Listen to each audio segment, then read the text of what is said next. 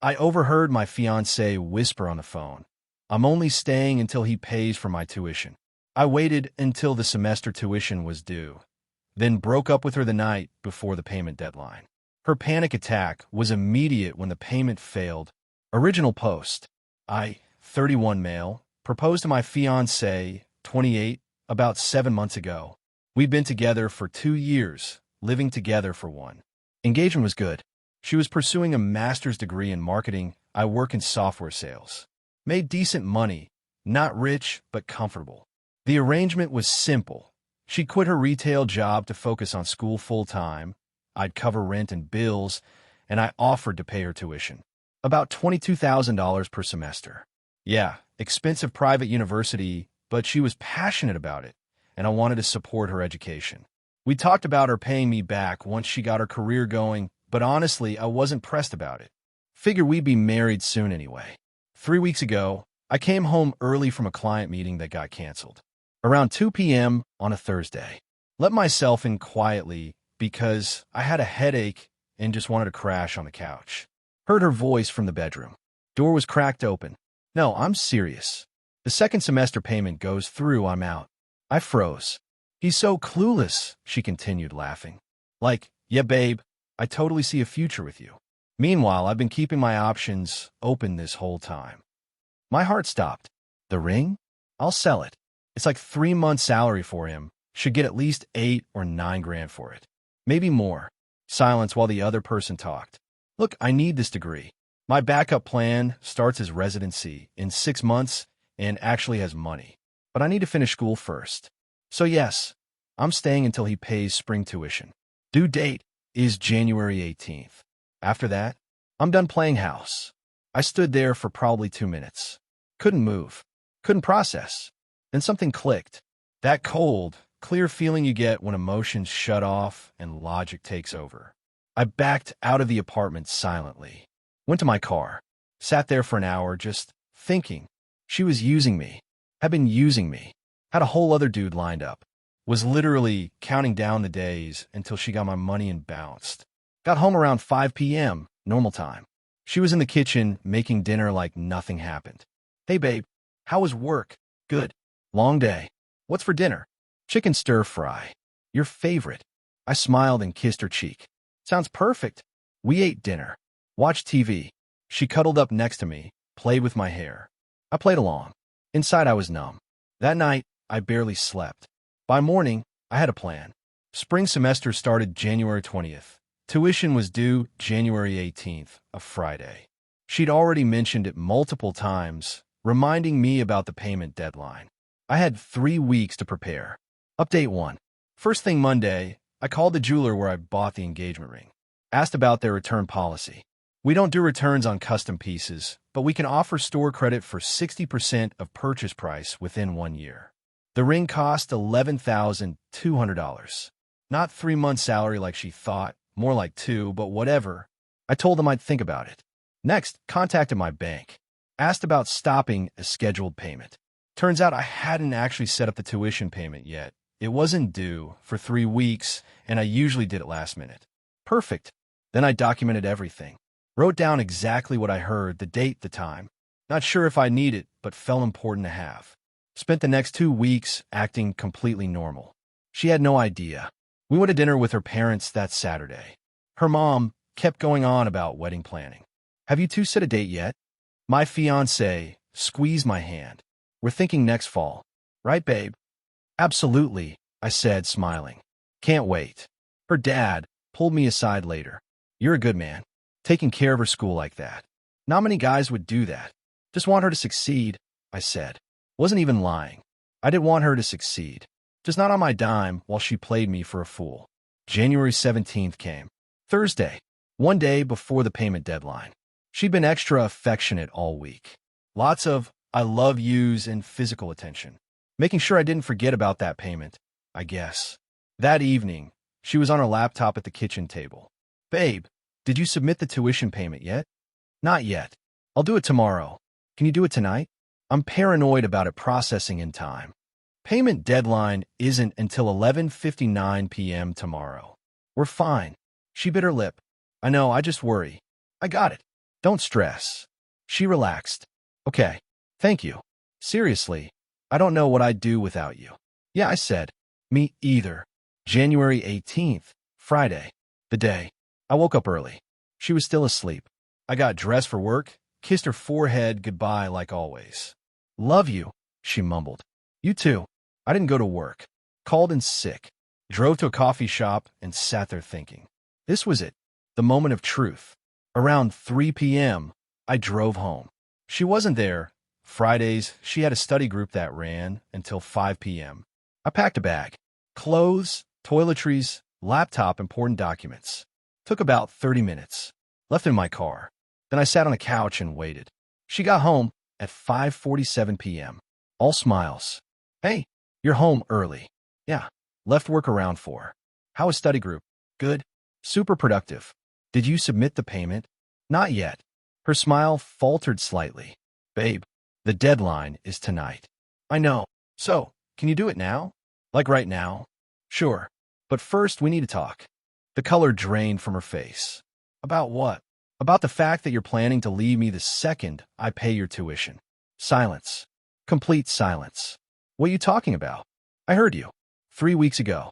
On the phone. Talking about your backup plan with the doctor. About selling my ring. About staying just long enough to get the money. She opened her mouth. Closed it. Opened it again. That was, you misunderstood. I'm out the second semester payment goes through. Pretty clear statement. Her face went from pale to red. You were eavesdropping in my own apartment that I pay for? Nah, this is ridiculous. That conversation was taken out of context. Then give me the context. I was venting to my friend. I didn't mean it. Which friend? The one who's doing his residency. Direct hit. Her face confirmed everything. We're done, I said calmly. I'm not paying your tuition. You need to move out. That's when she had the panic attack. Started hyperventilating. Hands shaking. No, no, no, no, no. You can't. The deadline is tonight. If I don't pay, I get dropped from my classes. Sounds like a you problem. Please. She was crying now, full tears. I'm sorry. I didn't mean those things. I was just being stupid. I love you. You love my wallet. That's not true. Please just pay the tuition. We can work through this. We can go to counseling. Pass. You can't do this to me. I've been planning this semester for months. I need these credits. Should have thought about that before you decided to use me. She grabbed my arm. I'll do anything. Anything. Please. Just submit the payment and we can talk about this. I pull my arm away. I want you out of my apartment by Sunday. I'll stay with my brother tonight. Where am I supposed to go? Maybe your doctor boyfriend can help. I grabbed my bag from the bedroom and walked out. She was screaming behind me, but I didn't stop. Got in my car. Hands were shaking, heart pounding, but also relief. Like a weight lifted. My phone started blowing up immediately. Texts, calls, voicemails. All her, increasingly frantic. I turned off my phone and drove to my brother's place. Update 2. My brother answered the door, looking confused. You good? Not really. Can I crash here for a few days? Yeah, of course. What happened? Told him everything. The phone call I overheard, the 3-week wait, the breakup. He whistled. Damn, that's cold. She was using me. Oh, I know. I'm saying you're cold. Waiting 3 weeks? Timing it perfectly? That's some strategic stuff. She would have taken the money and left anyway. I just changed the order. Not judging. She deserved it. But dude, your phone's probably melting. I turn it back on. 68 texts. 32 missed calls. All her or her mom. The texts escalated from apologetic to desperate to angry. Please answer. I'm begging you. We can fix this. You're ruining my life. I'll pay you back every cent. How can you be so cruel? I hate you. Please. Her mom's texts were more direct. You need to pay that tuition. You made a commitment. My daughter is hysterical. What did you do? Call me immediately. This is financial abuse. I blocked them both. Spent Saturday at my brother's place. Ordered pizza. Played video games. Try not to think about it. Sunday morning. Got a text from an unknown number. Her. I moved out. Took my stuff. Thanks for nothing. Good. At least that was handled. Drove back to the apartment around noon. She was gone. Most of her stuff was gone too. but she'd left some things, probably whatever didn't fit in her car. Also noticed some of my stuff was missing. My PlayStation, my good headphones, a watch my grandfather gave me, a hoodie I loved, petty theft to go with the emotional manipulation. Perfect. Took photos of everything. Sent them to her from a Google Voice number. You have 24 hours to return my property or I file a police report. Response came in minutes. Sue me. I didn't respond. Just filed a police report. Gave him the photos, estimated value around $1,800 total. Officer was sympathetic but realistic. Roommate disputes are tough. Technically, you could pursue small claims court. What about the theft? Did she have access to the apartment? She lived here until yesterday. Makes it harder to prove theft versus property dispute. Small claims is your best bet. File the small claims paperwork Monday morning. $150 filing fee. Court date set for March. Meanwhile, my phone started getting calls from numbers I didn't recognize. Blocked them all. Then came the Facebook messages. Her best friend, you're a piece of garbage. She trusted you. Her cousin, real men support their partners. You're pathetic. Some guy I didn't know. Heard what you did. You're trash. I didn't respond to any of them. Just screenshot everything. Tuesday morning, got a call from the jeweler. Sir, someone came in yesterday with your engagement ring attempting to return it. We informed her only the purchaser can process returns. She became quite upset. Did she leave the ring? No, she left with it. I thought you should know. Thanks for the heads up. So, she was trying to sell my ring. The ring I paid for. The ring that was legally mine since we weren't married. Called my lawyer cousin that afternoon. Explained the situation. The ring's yours. It's a conditional gift based on marriage. If the engagement ends, you get it back. You could add it to the small claims suit. What about the tuition thing? Her family's saying I committed to it. Did you sign any agreement? Any promissory note? No. It was just something I offered to do. Then legally you have no obligation. Verbal promises to pay someone's tuition aren't enforceable without marriage or contract. Her mom's throwing around words like financial abuse. My cousin laughed. That's not what financial abuse means. You're allowed to stop giving money to someone who's using you. That's just called having boundaries. Relief washed over me. I wasn't crazy. I hadn't done anything wrong. Wednesday, the email started. From her school account. You destroyed my future. I hope you're happy. I had to drop all my classes. Do you understand what you've done? My advisor is asking why I withdrew. What am I supposed to tell her? That my fiancé decided to punish me. You're going to regret this. I forwarded them all to my cousin. She advised documenting everything but not responding. Let her spiral. Every message she sends helps your case. Thursday, got a letter in the mail. From a lawyer. My stomach dropped. She'd actually hired someone? Opened it. Demand letter requesting $22,000 for the tuition payment I'd promised, $11,200 for emotional distress, in return of shared property. The lawyer's signature looked off. The letterhead seemed generic. I Googled the firm name. Didn't exist. She made a fake legal threat. I took a photo and sent it to my cousin. LOL. This is so fake it's almost funny. If she actually tries to sue, she'll get laughed out of court. Also, this might be illegal. Impersonating a lawyer is a crime. I didn't respond to the fake letter. Just added it to my evidence folder. Friday night, exactly 1 week after the breakup, there was pounding on my door. Check the peephole. Her dad. I didn't open it. I know you're in there. Open this door. Sir, you need to leave, or I'm calling the police. You owe my daughter that money. You made a promise. I don't owe her anything. Please leave. I'll take you to court. You'll pay for this. I called the cops. Told them someone was at my door refusing to leave. They showed up in 10 minutes. Watched through the peephole as they talked to him. He was animated, pointing at my door. The cops looked unimpressed. They knocked. I opened it this time. Sir, this gentleman says you owe his daughter money? No. I offered to pay her tuition when we were engaged. We broke up before the payment was due. I chose not to pay. Do you have any written agreement? No. The cop turned to her dad. This is a civil matter. You need to handle it through court, not by harassing him at his home. But he, Sir, leave now or I'll cite you for trespassing. Her dad left, shooting me a look that could kill. The officer turned to me. You might want to consider a restraining order if this continues. I'm documenting everything. Good. Keep it up. After they left, I sat on my couch in the dark for an hour. This was insane. All of this over money I'd offered freely, but was under no obligation to give. But the thing is, I don't regret it. Not even a little. She wanted to use me? Fine. She just didn't get to finish the job. Update 3. The harassment continued for another week. Messages from random numbers, emails from throwaway accounts, even a couple of letters in my mailbox with no return address.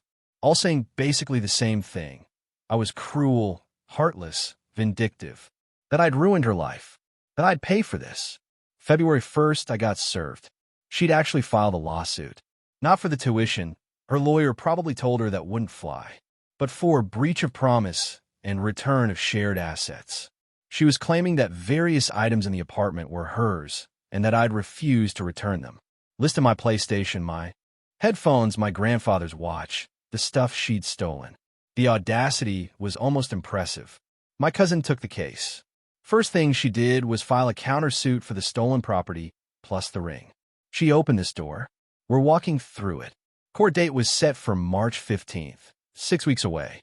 In the meantime, life got weird. Her friends kept trying to ambush me in public. At the grocery store, at the gas station. Always with the same script. How could you do that to her? You know she had to move back in with her parents? She's devastated. Is that what you wanted? I stopped engaging. Just walked away every time. The breaking point came mid-February. I got a call from my boss. Hey, so someone called the office today claiming to be your emergency contact. Said there was a family emergency and they needed to reach you urgently. Who was it? They wouldn't give a name. But the number had a local area code, and when our receptionist asked which family member was in trouble, they hung up. My ex's area code. She was calling my workplace now. Thanks for the heads up. If they call again, don't give them any information. Already on it. Just wanted you to know. I documented that too. Every incident. Every contact. Building a file. Early March, her mom tried a different approach. Sent a long email to my work account. No idea how she got it. The subject line, please read, a mother's plea. I almost deleted it, but curiosity won. I'm writing to you not as her mother, but as someone who's watched this situation destroy my daughter. She made mistakes. She said things she shouldn't have. But she loved you. She was planning a future with you. And you threw away 2 years over one overheard conversation taken out of context. She's dropped out of school. She's depressed. She barely eats. She had a future in marketing, and now she's working retail again because she can't afford to continue her education. You have the power to fix this, not by getting back together, that ship has sailed, but by honoring your commitment to her education. Show her that you're the bigger person. Show her that you care about her future, even if you don't want to be part of it. $22,000 is a lot of money, but it's nothing compared to the value of a person's future. Please reconsider. I read it twice. Then forwarded it to my cousin. Is this witness tampering or something? Not quite, but it's inappropriate. Don't respond. She's trying to guilt you. The thing is, part of me felt guilty. Not about the tuition. She made it clear she was using me. But about how it all went down. The strategic timing. The calculated coldness. But then I remembered she was going to do the same thing to me. Take the money and run. Leave me with nothing but a broken engagement and an empty bank account. I just did it first. Court day arrived. March 15th. She showed up with her mom and the fake lawyer letterhead guy, who apparently was a family friend who knew about legal stuff. My cousin showed up with a briefcase full of evidence. The judge looked tired before we even started. Her side went first. She claimed that various items were hers, that I'd refused to return them, and that she deserved compensation. My cousin presented photos showing the stolen items in my apartment before she moved out, receipts for the PlayStation and headphones in my name, and a photo of my grandfather's watch inscription with my name on it. Then she presented the counterclaim for the ring. Your Honor, the ring was purchased by my client as a conditional gift contingent on marriage. The engagement ended. The ring should be returned. Her lawyer, the family friend, tried to argue that she should keep it as compensation for emotional damages. The judge cut him off. Is she legally trained? No, Your Honor. Then why is she speaking on legal matters in my courtroom? Ma'am, do you have actual legal representation? My ex looked panicked. I thought, this is small claims court. You can represent yourself, but your friend can't represent you. Do you have anything to add? He promised to pay my tuition. He led me on. Do you have written documentation of this promise? No, but then it's not relevant to this case. We're here about property, not verbal promises. Let's focus. The judge reviewed the evidence. Took maybe 10 minutes. Ruling. Defendant will return the ring, the PlayStation, the headphones, and the watch to the plaintiff within 14 days, or pay the total estimated value of $13,000. Plaintiff's claim for shared assets is dismissed. Court costs split evenly. My ex looked like she might throw up. Outside the courthouse, her mom started in on me. You happy now? You got your stuff back. Was it worth destroying her? I didn't destroy her. She destroyed herself when she decided to use me. That phone call meant nothing. It meant everything. It was the truth. Maybe the only truth she ever told. My ex spoke for the first time. I hope you know you're going to be alone forever. No one's going to want someone as cold as you. I shrugged. Maybe. But at least I won't be financing someone else's escape plan. Walked to my car. My cousin followed. That went well. Yeah. You good? Honestly? Yeah. I am. And I was. The anger had faded. The hurt was manageable. What remained was just clarity. She returned everything by the deadline. Had her friend drop it off in a box with no note. The ring, the PlayStation, the headphones, the watch. All there. I sold the ring the next day. Got $9,200 for it. Not what I paid, but more than she would have gotten. Used the money to take a solo trip. Flew somewhere I'd always wanted to go. Spent a week just existing without drama or stress or manipulation. When I got back, my brother asked if I had any regrets. About breaking up with her? No. About how you did it? I thought about it. Really thought about it. Maybe I could have handled it differently. But would she have? If I had paid that tuition, she'd have left the next day. At least this way, I controlled the narrative. Fair enough. It's been 6 months now.